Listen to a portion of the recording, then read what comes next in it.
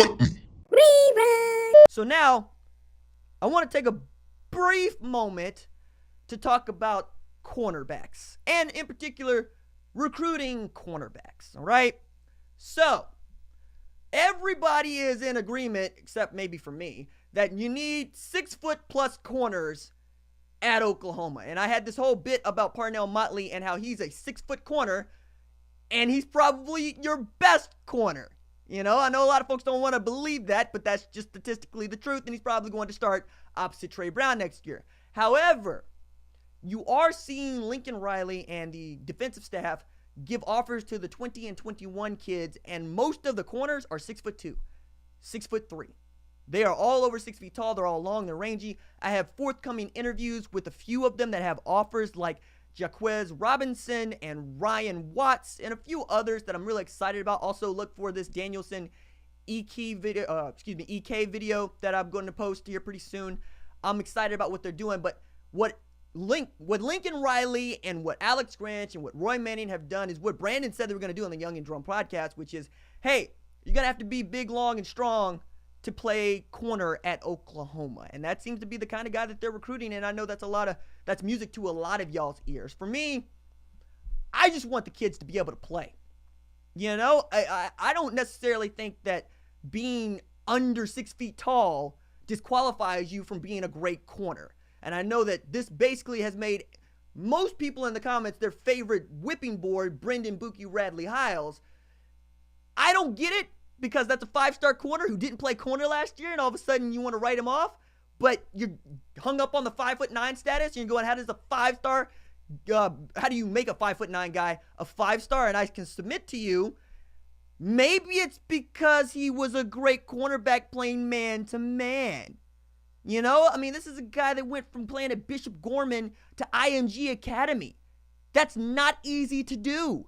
You ain't starting there just because. And to be 5'9" also means you could probably ball out and play. So maybe play him at corner where he's been playing most of his life, and you get him back to the 5-star status that he earned. That said, Trey Brown ain't no 6 feet tall, and a lot of y'all live and breathe by that dude. Trey Norwood ain't no 6 feet tall. You know, we can keep going down the line, and I don't necessarily think that it's them being undersized that gets them lost on. That said, Colin Johnson being 6'6", that's a problem. LJ Humphrey last year, 6'4", that's a problem. So if you get a guy like Ryan Watts, who's a 2020 quarterback, who is already 6'3", and you can get him to be long and rangy enough to not just stick with a guy like LJ Humphrey, but also cover a slot receiver, all of a sudden you look pretty good. You know, I get that everybody wants big, long cornerbacks, but like 6'4" corners don't really exist. They usually play wide receiver, all right? And everybody wants to point to Alabama or Clemson or Georgia, who gets those teams or gets those guys. You know what else those dudes do? They put those 6'3" and 6'4" corners into the NFL in the first and second round. When has Oklahoma put a defensive back into the first and second round this decade? I'll wait. It's what I thought. Your best defensive back over the last 10 years is Tony Jefferson. You know what round Tony Jefferson got drafted in? He didn't. He was an undrafted signing who made good. You cost the man money. And you cost the man money because you had him playing out of...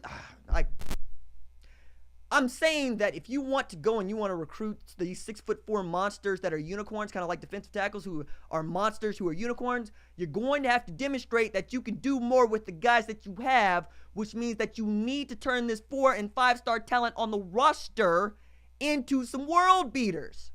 Because it ain't like Oklahoma ain't getting the guys that they wanted to get. And a couple of those dudes are 5-stars. You had a 5-star in Ricky DeBerry, Mike ran him off. You had a 5-star in Caleb Kelly. Nobody still knows what to do with that dude. You got a 5-star in Bookie, and that has consequences that are going to reverberate throughout California. Because that dude is an idol back there. He's Pied Piper. And if you're turning him into mush, the kids from California they're gonna see that. You think that Chris Steele didn't see what happened with Bookie and then decided to just kind of go, you know what? I'm down to Oregon and Florida, actually, after decommitting from USC. Not giving Oklahoma much of a thought. You know, I just think that you're going to have to show with the defensive backs that you have that you can put them into the league. And if you can do that, you're going to get the guys that are 6'3". You got to get the guys that are 6'2". You're going to get the guys that Alabama wants, that Georgia wants, that Clemson wants. You know, and we can continue to go down that road, right? I think some perspective is needed when you're talking about you just need a taller guy. And again, I'm a short guy. So maybe I take that a little bit harder than most. Maybe. Maybe not.